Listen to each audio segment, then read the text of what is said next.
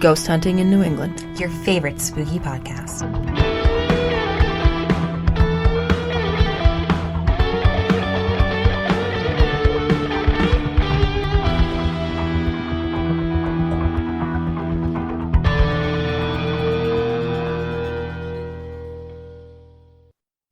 Hello and happy Wednesday. Welcome to this week's episode of Ghost Hunting in New England with your hosts, Amelia and Beth.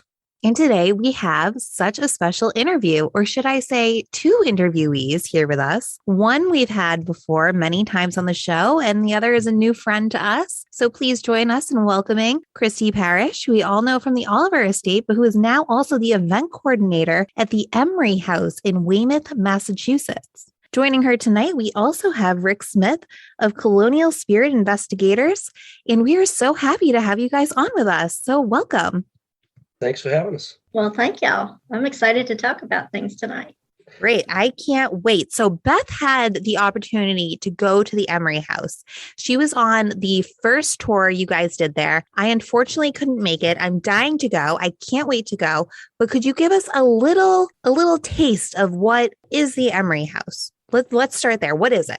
Well, the Emery House is a home that the town of Weymouth purchased about, 11 years ago. After the former owner had passed away, the town decided to purchase the property, and I think they paid about $1.9 million for the house. Already on the property, they had started before the owner had passed away, an actual park area so the public could actually come and enjoy walking around King Oak Hill there in Weymouth. I was approached by someone who knew what kind of fundraising we've been able to do to restore and keep the Oliver House in Middleborough self-sustained as far as paying all the bills. So they were looking for something in order to do at the Emery Estate that would, bring it back to life a little bit and also help people be interested in coming and taking tours and things like that and get some kind of money going into the estate to start helping with some of the renovation. Now, it's a massive house. It's 5,116 square feet, 3 floors. It's got the 4th floor that's got the cupola on top to oversee the Boston Harbor and the Boston City skyline. And it sits on the 24 acres along with a carriage house as well. That's part of what we're going to be touring in the upcoming months as weather permits to go outside and actually explore the property. Now, our goal, and this is what I proposed to them when they approached me about it, is I'll only do this if I'm sure that there are things that are actually happening within the Emery Estate. It could just be an old house.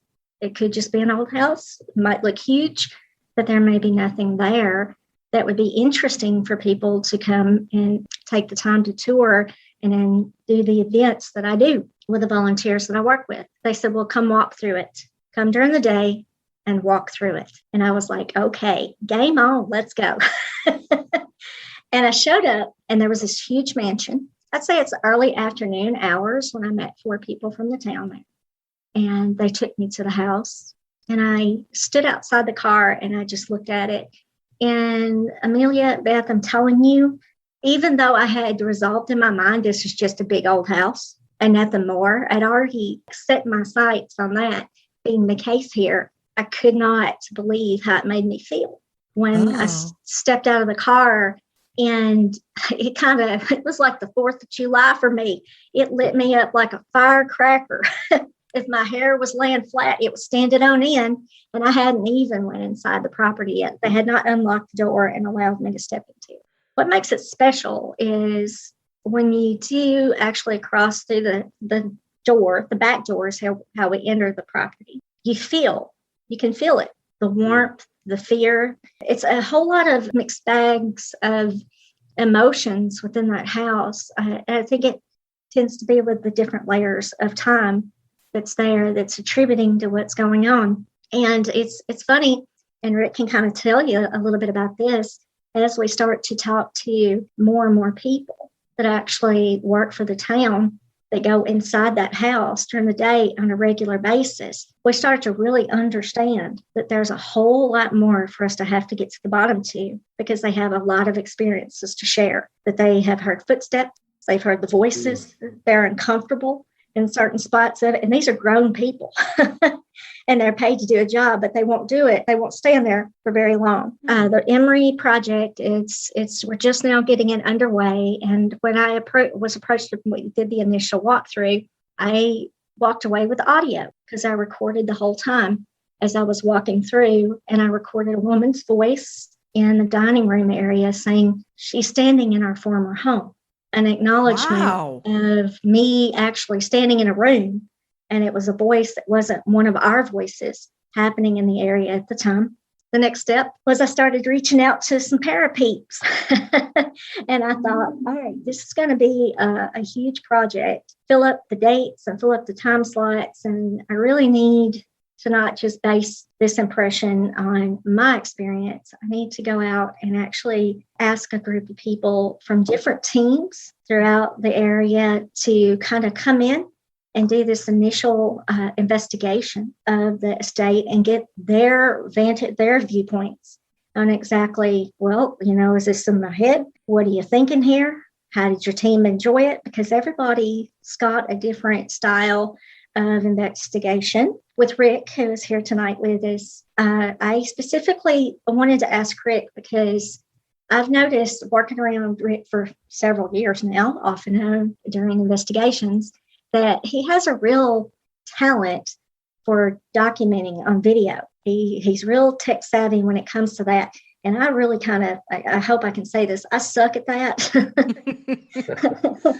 Hence, that's why I buy security cameras and set them up because I don't have to do much with them after I get them set up. But now he has a real passion about that, and that stood out to me. We also spoke with the ladies that did the tours of the Lizzie Borden Bed and Breakfast. And so we've got two of those ladies that have come on board to help out. We also have Matt Warner of Warner Paranormal that will come in when they're not busy doing events on their own to help out. But it was a good, well-rounded group of people. And we've added more along the way because now they're starting to hear about it out there. Oh, I want to help out. Okay, fine. Great. Come and volunteer. There's always room. So I'm excited about it. What makes it special is the fact that we're going into a house, and the Emery family were very religious people, very religious. And so that was our first approach, was trying to remove the stigma for some of the energies there, thinking that this is bad. This is bad to be able to talk because this goes against what we stand for. This is against our religion. So I went in the first day and just kind of said to them, if we continue to come here and talk and try to learn more about you and you learn from us, I'll tell you what this will do. And I want you to think this through before we come back. This is going to be a wonderful way for you to spread the word of God. And that's what you did when you were around. You can continue to do that. And we want to honor that and allow you to have the opportunity to do that as well. And that's the approach. And it seems like everything seems to be working thus far. Right? Oh, yeah. The very first day I arrived, as soon as you get out of the vehicle and you stand in front of the house, you automatically feel like there's people looking at you out the window. That's the impression I got. 100%. 100%. Yep. I was expecting curtains to move, things like that. But once you get inside, you definitely feel like you're being watched. And the day Christy and I were just cleaning the house, it was just us two. That's the most activity I've ever seen during the middle of the day. We were hearing conversations, footsteps, things like that. And it was overwhelming at first because but you get used to it and you show that you care and you're cleaning the house for them. And I think they were a little overwhelmed with the first group of people that come in. Things got stirred up a little bit, but I'm so glad that Christy reached out to me to be part of this project because we're only scratching the surface. Yeah, I was telling Rick, I said, this is how we start. When we were in there, had the elbows going and we were scrubbing bathtubs that raccoons had pooped in and everything else. I mean, it was just really, really gross stuff. We were we dug our heels in like solid for hours up until Friday night, about 9:00. We started at about noon and kept going until about 8 or 9, I think, Rick. Mm-hmm. Just cleaning. Yeah, it's right around there. And I said, this is how it's done, and it's done right. If we're ever going to make a connection, first we have to show them how much we care. And they're going to watch this. I had to fart on one of the ghosts because it got a little bit too close to me when I was bent over in the bathtub. And I've always been taught that, if you're gifted, then they can kind of jump you. And our defense mechanisms is to cough. But I was bent over in a tub when I heard it right behind me, and it scared me. So my defense mechanism was to fart on it. So I asked about it the next day, and I asked about it, and it answered, yes, they knew that I did that. You're all just getting to know each other, right? I know, and they'll know my smell from anywhere. They'll say next time I walk in, oh, there's the crop duster. I have to say that flame. The strangest thing that happened to us was I was on the third floor. Christy was on the second floor. Like she said, we were cleaning the bathtubs, and I thought I heard her talking. So I yelled down to her. I said, "Are you talking to yourself again?" And it was complete silence. So I just let it go. And a couple minutes later, she comes around the corner up the stairs a little bit and says, "Who are you talking to?" I hear a man talking. I said, "I hear a woman talking." And that's what was going on. We were hearing a conversation between a man and a woman, and I thought it was her. She thought it was me. It happened more than once. Whoa. Yeah, that's wild. They were probably saying, "Rick, that girl downstairs pooted on Jeffro." And then they were probably saying to me, "Stop pooting on us. We're going to go upstairs and tell the guy on the third floor." Yeah. Yeah, don't mess with him. No.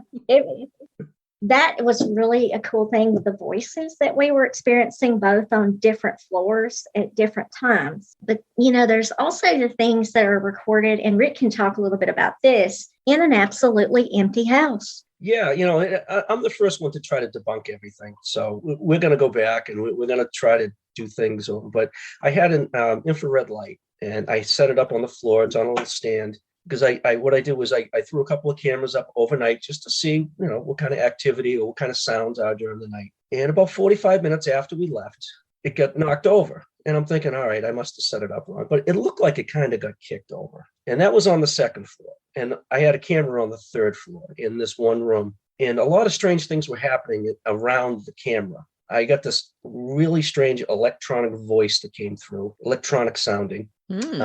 It sounded like something tipped over in the room and rolled around on the floor. And there was another section was I had this little flutter of light come down the hall, and I had a little one of those little cat balls, little cat toys in the doorway, and that instantly lit up. So there's a lot of debunking to do, but there's also a lot of curious things discovering. Well, those are very fun things to have seen happen. Yeah, well, I have them all on film, so I'll share them. And they all happened. Yeah, please do. All on one night. All in one night. The first night. The very first night. Wow. So. Wow. That and it's when we went up there, right? And I went up for the first night opening ceremonies and everything. And I got the sense as I was in the house that there was really not a lot of activity. And I'm like, I think that if there is activity, it might just be tamped down right now because of all of these strangers walking through the house. Right. Yeah. And then I ended up having to leave early. So I'm sorry I had to go, but I did have fun while I was there. Yeah. And I do think you did kind of touch on something about there was a lot of people in, and it kind of was kind of subtle, because this was our first attempt to bring a group of people in, and we brought two groups. We brought up to 26 people to the house in one night, into a house that doesn't see people like that. And so you have to kind of introduce it in phases. So the plan to do a public ghost tour first as our first event was kind of like ripping the Band-Aid, kind of showing them this is as many people as you're going to see for a while, and then our next one will be like a 6-hour investigation, much smaller. And this is the other thing that we're going to do. We have to introduce it to the energies there in phases so that they're ready.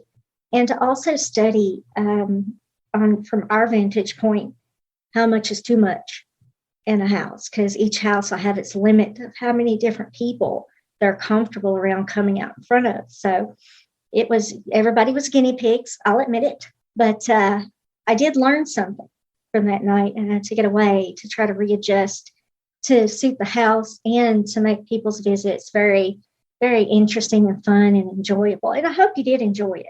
Oh yeah, It's very amazing. much so. We've got pictures of the house from many years ago, and there was a state where they went through and they actually remodeled and they did the wallpaper, and we believe around the 1980s time frame is when they redone a lot of the rooms. But we have pictures where they didn't have wallpaper on some of the walls, and you can actually see the furnishings, the furniture, and how it was set up. So Totally we kind of different. have a blueprint to try to put it back together a little bit the best we can and try to make them feel even more comfortable with us being there when we offer these sort of things to them over time and make get on our word about things, which is restore their house. And how much of the history have you all been able to kind of go through? Like, and do you know everyone who's lived at the house since it was built? Do you have an idea of who might be there? Are we still sussing it out? We're still in a state of assessment, but we are learning bits and pieces and layers over time. We did a show called Scared and Alone that was produced by Co-Conspiracy Productions, and that is where we put ghost bait, a girl inside the house and lock her in. And she's there all by herself. But one of the beautiful things about working on different programs and shows like that is they have a whole band of researchers. One of the energies that feels like people are having somebody stare in the windows from the outside of the house, inside the house. His name is actually Daniel. It's an accident that happened in 1886 where this man actually was visiting his brother in Weymouth. This Daniel was visiting his brother there, and he had decided to go out for a walk. And a couple of hours had passed by, and he hadn't come back to his brother's house. So they just kind of felt some concern. You know how you just get these feelings of dread or something's wrong, something doesn't seem right. And they started to walk around the area, and they found him hanging in a tree at King Oak Hill. So there's some ties there with some tragedy. We do know through their research, they found where there was an accident at the bottom of the hill where a carriage that had a little boy inside of it actually flipped over, and the little boy died in that accident. He was young. I think his name was Timothy, I think is what they said it was. They picked up during their investigation a lot with the little boy being down there. And really it ties up to something that when we did our event, there was a young girl there as a guest investigator, and she was in the basement and actually was able to see a little boy that was hiding in the basement. And she started to describe him, and he was just afraid. He was terrified. He was afraid of either us or something or someone, but she's like, he's just hiding over there in that space, that open space right there. She started to describe him. So there might be something to that as well. As far as the house, it's from 1903. That's when it was built. And the man that built it, he fashioned it exactly as a replica of George Washington's Mount Vernon. He had a lot of money. His name was William Bennion. He had traveled all over the world and loved the Boston area, but he also loved the fact being up on King Oak Hill kind of was like having his own castle to where he could look at Boston as well. So construction started and it completed in 1903, and he lived there with his wife and their children, but not a long time. She passed away about 5 years after the house was completed, and they had set up home there from lead poisoning. And I think he had children and was kind of overcome with grief, and it was a hard place for him to stay. So he sold it to Mr. Emery. He was a wool merchant at the time, and they were very wealthy. So the Emerys took possession of the house, and it just got passed down through generations and generations until currently it's now owned by the town of Weymouth. That's a nutshell history of what we've learned, but there's more coming as we go through. We do know that Billy Graham was a very close friend of the family and actually had a bedroom there that he would stay in when he would wow. retreat here to Massachusetts, because the Emerys were really huge campaign like supporters when he did all of his crusades and things like that. They supported him a lot and were really close to him. So that's a really interesting tie as well, I think, to the property. It seems to be an active bedroom too. It is. It's a little bit unnerving, I've got to tell you. Oh, interesting. It kind of frightened me, the last event that we did, just a little bit, because I can't explain what was going on inside. So what was going on? Like, what have you felt in that room? Well, that's where I actually crop dusted somebody. Is in his bathroom. I was between the bathtub and the toilet when they snuck up behind me. I freaked out, didn't know what else to do. So I'm sitting here as we're going through the tour, and I like, should I spray some spray? Is it remnant smell in here that's going to offend? People will think there's a demon because it smells awful. But the bedroom actually has this big desk in the center of the room. And I know it's not supposed to be that way, but that's how it currently is set up. When I was investigating later that night, it was the last tour, and I was upstairs with Matt Warner and his daughter, Kara. And we took Kara and we put Kara in the closet and shut the door. Because, kids love to be in closets. So she had her little flashlight and she went in the closet and we shut the door. We started a spirit box, and it came across the spirit box immediately, release her, the child. And I was like, whoa, they think we have her trapped in the closet. But you couldn't shut it all the way. There was still a big crack. Then the device on the floor that was set right outside the closet started to go off, and the light started to circle around as it was tracking some kind of movement. And it wasn't long after that, I was sitting in a chair and I had my arm on the table, and I would put my head on my arm, and I was leaning on that desk that was there. And Matt was on the other side, and he was kneeling on the floor, and he had his arms on the table. All of a sudden, it started to vibrate. It started to shift, like in between both he and I. And it was a really strange feeling. And he said something to me about it, and I had been sitting there feeling it. And I thought, well, maybe I'm just frozen and it's my body reacting to it. But no, it was physically moving. That table was shaking. And then it was shortly after that, after we recognized it, that there was a tap, like somebody was under the table, tapping up on the center of the table, and you could hear it and you could feel it underneath you. So, yeah, that took an old school round Christmas bell out of his bag, and he put it and it had a little rope on it. He said, so maybe we're feeling this, but if it's really doing this, then we're going to see this ball shake or move. And it happened. I saw the rope shift. I saw the ball move. He did too. And I was like, this is crazy. This is crazy. I don't know if it was payback, where they were trying to get me. But definitely something. Yeah. It's super heavy. It's got to be, what do you say, 150 pounds maybe? Yeah, it's not a small desk. It's a good sized desk. You can't just move it. No, it's a 2 or 3 person lift. I think so. Yeah. So I was pulling out drawers and I was looking for critters, thinking, well, something's in this desk, and I was expecting to pull out a drawer and there'd be a little mouse sitting there looking up at me, and, I'd be like, oh, well, there's that. But nothing. The drawers were empty, no rodents. The strange thing about that bathroom, too, is they have 2 mirrors facing each other. Yeah. It's just kind of odd that you see 2 mirrors facing each other on one wall to the other. Yeah. Mm-hmm. So you basically look into it and you can see to infinity. Yeah. The infinity mirror setup is incredible, and that's kind of strong as far as giving spirits the ability to come in and out or communicate with us. So we haven't done anything with it yet.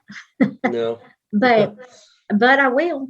I mean, I will try to set up some kind of. I think maybe when we do our pro night event in April, we should try to do some kind of experimentation to where we have a person positioned between the infinity mirrors and try to see if we can open up and get some real responses, or maybe they'll even see something. Mm-hmm. So it's something to play around with. I'd like to try it. We just got to have somebody that's strong-willed and willing to go in there no matter how spooky it might get. So, well, that person won't be me. Looks like Rick is volunteering. I'm very freaked out by mirrors. I'm one of those people where I really do believe they can, you can open a vortex through a mirror. And so if you're going to get something, I would believe in front of an infinity mirror is where you'd get it. So I fully believe it, but God bless you, Rick, if you want to be the person to try that. So what else, like what other rooms are you getting a lot of activity out of? This home sounds so big. I imagine probably a few places are quite haunted. The third Me, floor. The third floor. Yeah, I'm with you there. Go ahead, Rick. Take it away. Well, there's this one room. It looks like the master bedroom on the floor. I would guess. I'm not positive, but it happens to have the Amityville Evil Horror windows. You know, the little half windows. And what was strange about it that I noticed, it has a type of lock on the door that you would put on the front of your house. So you could lock it from the outside and lock it from the inside, and it's a big, massive lock. Oh, interesting. Yeah, and I don't know why, but this is where I was getting all the activity with the electronic voice and the moving and the shuffling around. And there's a closet there that it was totally empty. Everybody's gone through it. The town has gone through it. The family's gone through it. I poked my head in there and looked to the left, and sure enough, there was a little nook. I reached in there and I pulled out a hand-carved cane. It was carved, and the head of it was shaped like an eagle and painted black. And so whoever owns that cane, that had to be in his room. And it gave off a strange vibe, you know, an empty house. We thought it was totally empty. People have gone into this closet, and I just happened to reach behind there, and there it was. Mm-hmm. So that's probably going to be a trigger object in the future. Mm-hmm. It was just waiting for you to find it. Yeah, it's strange. That I would say that room, and there's a little tiny room right before there to the right. I always feel every time I go in there, your hair stand up on the back of your neck. You feel like someone's cowered in the corner, being punished for something, like someone was like an adolescent was sent to their room. And I just felt like they were afraid of us there. So we have some work to do up there. But that end of the third floor was where I felt everything. Wow. So one of the things that we kind of talked about when we went on the tour was the idea of, you know, in even as late as the 1960s, if you had a person in your family who had, you know, an intellectual disability or an old person got dementia, you know, they just got locked on the third floor. And exactly. So that makes a lot of sense that there would be a lot of pain up there. Yeah, they either locked him in so he wouldn't wander around, or maybe there was valuables that they were keeping in the room too. Mm-hmm. It's really don't know. I really like, I'll say the second floor where Billy Graham's room is. And, you know, that bathroom, the little small bedroom right outside, like when it travels through out of the Billy Graham's, the bathroom and into the back room. Mm-hmm. I really like that particular space. And it seems like that to me is where I get lit up a lot of times when I'm just walking through and past or whatever. I was dusting the thresholds and stuff when we were cleaning on that Friday when I was on the second floor. And I was like, you could just feel them coming right up to you. And I don't know if they were trying to criticize me because I don't clean the best in the world, but I was doing all I could, you know, for it. And I kept telling them, I'm doing it. Maybe they weren't coming up to criticize, Christy. Maybe they were coming up to say thank you. Maybe. And that's where that light got kicked over too. It was on that landing right where she's talking. We had a light set up, and that's where it got moved in the middle of the night. Oh, the camera that got kicked over? Yes. Yeah, it was a big IR light, very, very heavy infrared light. Okay. So you don't think it was a raccoon that came back to you? No, it's all on film. It's all on film. So we'll see. No, but I mean, 10 out of 10 would recommend people go. It's clean. I think a lot of the credit needs to also be given where Rick and I worked really hard. There were other people as well. Yeah, the town. With the town that came over. We had the town's master cleaner come with a big van full of chemicals and say, what you want to do? I got it for it. He was dropping off jugs and giving us rags. It was funny though. They did it quickly. They didn't like being in there by themselves for too long. No, one guy even just left us the vacuum cleaner. He says, I got to go. He left it for us. So if we needed it, we could go through and vacuum later. Mm-hmm. But Later, he came back that night and he actually was helping to park the cars and salt the sidewalks because we had that weather system coming through. But he's quite a good guy. Yeah. Oh, so when Sean and I left, the guy that was outside and was like, "Oh yeah, your car's over there," or you're all done, or he was just talking. He helped us park when we got there. He was asking if his friend was coming out too, or something about his friend had left, and it was all kind of weird. And he definitely wanted to get out of there. He was not interested in staying any later than he. No, and he didn't sugarcoat it either during the daytime because he's been in there several times and he's had his own personal experiences with the footsteps and things like that. And I think even that day, on the Friday when we were cleaning, there was somebody else in there that had also experienced the footsteps. And it's interesting how there seems to be this huge stigma still out there to where people experience things and they get hush about it. Mm-hmm. They don't want to tell anybody for fear they're going to look at them like a weirdo or, think, hey, maybe we shouldn't have this person work here anymore if they think this is what they're hearing. It's like say that ghosts are a form of some kind of hysteria kind of thing, I think is what it is that they used to say. But, I think we've come a long way in the paranormal community to kind of show where logic applies and where there's something that is really amazing, these beautiful times, and what we're asking for the other side to show us and share with us. And yeah, but when you get one of the people that works there saying, I won't go to that third floor, forget it.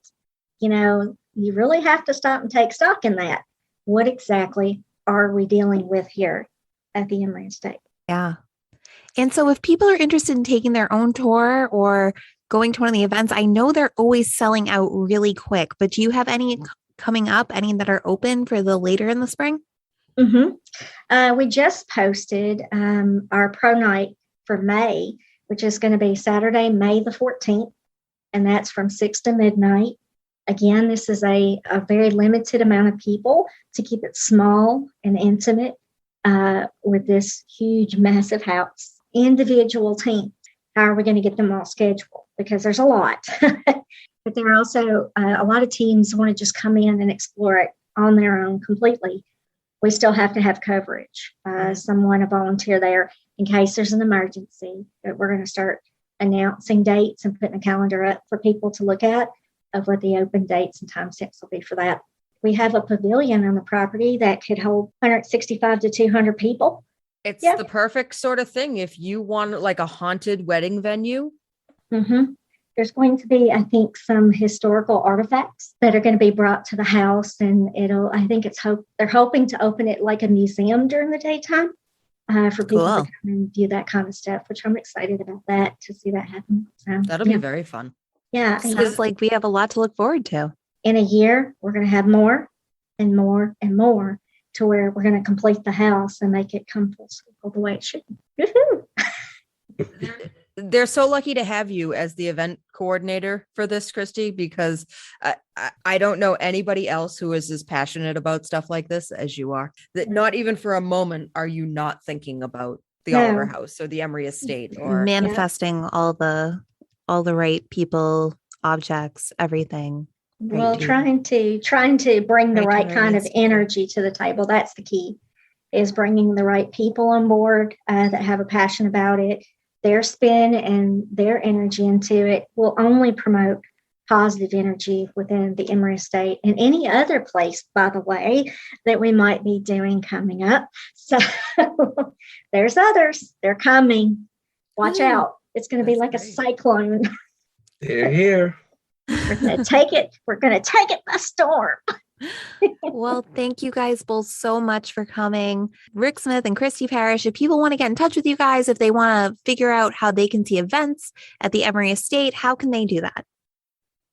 Well, the best way right now is going to be through my Oliver House Christy email. It's a Gmail account, Oliver House Christy, all one word, @gmail.com. You can also send us messages as well on Facebook. Get in touch with us there. And then, of course, we'll be talking to each other we got a group of people and we'll bring it to the forefront and we'll talk it over and try to figure out what's in there. And then we post a lot of videos from the Oliver House, the Masonic Lodge, the Emery Estate on, we have a Facebook page, the Colonial Spirit Investigations. So if you want to look us up on Facebook or Instagram, there's a lot of pictures and short videos. Some are funny, some are scary. I just recently followed your Facebook page and there's great stuff on there. I was really enjoying it when I was looking through everything. Oh, great. Thank you. Yeah, of course. So thank you guys so much for being here. And I'm sure Beth hopes to go back. I hope to go. I can't wait. Right up the street in beautiful, sunny Weymouth, Massachusetts. And bring Pancake with you. Bring my little bird. Yeah, bring it in the cage. Just bring Pancake in there and let's just take a tour with Pancake during the day. Pancake would love it. I love that bird. I do too. She's so perfect. Pancake. She's my canary winged parakeet that I got over Christmas. And she just has my whole heart. Yeah, and she's your ghost detector too. So she's your own EMF field. She can let you know. For sure. All right. Well, awesome. Thank you guys so much. This was great. I think this was really awesome. So All right, thank you for having us. Had a good time. I actually do. I think I'm going to sleep very well because I've laughed so hard during this episode. I burned a ton of calories and now I'm going to just go right off to sleep. Oh, perfect. Good. All right. Well, have a great night. All right. Good Thank night, you. guys. Thank you. Okay, Bye-bye. Bye. Well, Amelia, that was really fun to have them on. That was so fun. As always, I just love Christy's accent. My goodness, it's so nice. And what fun to meet Rick and hear about what he's doing and filming. And you should go check out the Colonial Spirit Investigations over on Facebook, Instagram, the whole thing. Yeah. CSI. If I was still on social media, I would be checking it out all the time. You are on social media, Beth. Beth pretends not to be on social media and she's very much still on it. I'm really not. I kind of open it up and I scroll through for a couple of minutes and I'm like, bleh. And that's being on social media. I know. You do that 100 times a day, you're an addict. My husband, he's always like the anti-social media. He's like, oh, I hate social media. Stop tagging me and everything. I'm not posting.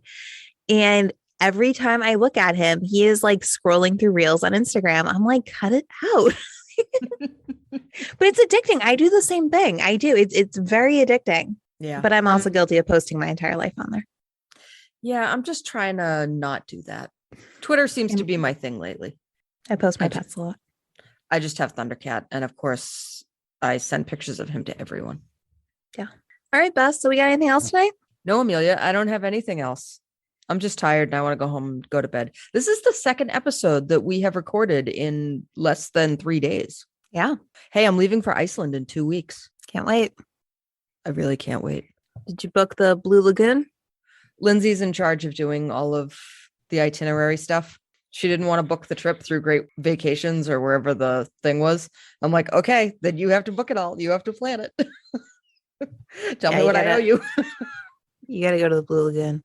Oh, that's what I hear. But we're also staying. So we have an Airbnb right in Reykjavik, and we are not far from the only geothermal spa in Reykjavik.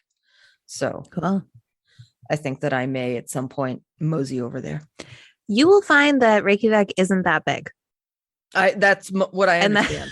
Everywhere is probably close to that. Okay. It's beautiful though. You're going to have so much fun. It's a very, very beautiful place. One thing to note, Beth, that we looked up, my brother also had to take note of this. At one point he forgot. In Iceland, they don't have sarcasm. It's not a thing there. I don't understand how that's possible. It's a cultural thing. They don't do sarcasm there. They don't understand it. And they will think you're being serious. What if I laugh like a hyena after I say something that's clearly very sarcastic? They'll probably just think you're a bad person. It kind of happened to my brother. Wilton and I, we went to a bar in Reykjavik and they were having like trivia and it was in English. And we were playing and like my brother made some like really sarcastic remark and the host, his jaw like hit the floor. And I was like, oh my God. He was just like, he was like mortified. And I was like, he was kidding. My brother was kidding. In America, that would have got a huge laugh. What did he say? I don't remember. Oh. It was, I don't know. It was like he said something and it was sarcastic and it did not go over well. I was like, oh, geez. I will try to keep my snark in check. Yeah. Good idea. It's very hard. I know. Well, that's all we got. Hey, so send us an email. Ask us a question. Point out something we said that was really stupid. GhostHuntingInNewEngland@gmail.com. Give us a review on any one of the places that you can listen to our podcast. If you're listening to our podcast and you haven't given us a review, you're a freeloader. Yeah, I agree. We don't ask much. It doesn't take much to give us a 5-star review. We don't ask anything. We don't even have a Patreon. And you should just leave us a nice review. Where can you find us, Amelia? On Instagram at Ghost Hunting in New England, Facebook.com/Ghost Hunting in New England, on Twitter, Ghost Hunting NE. And that's it. Oh, you know what else you could do? You could go listen to us on YouTube. It's the same episodes, but the difference is that my dad listens to us on YouTube. And sometimes he's like, your video only had 2 views. And I'm like, well, it had a lot on other platforms.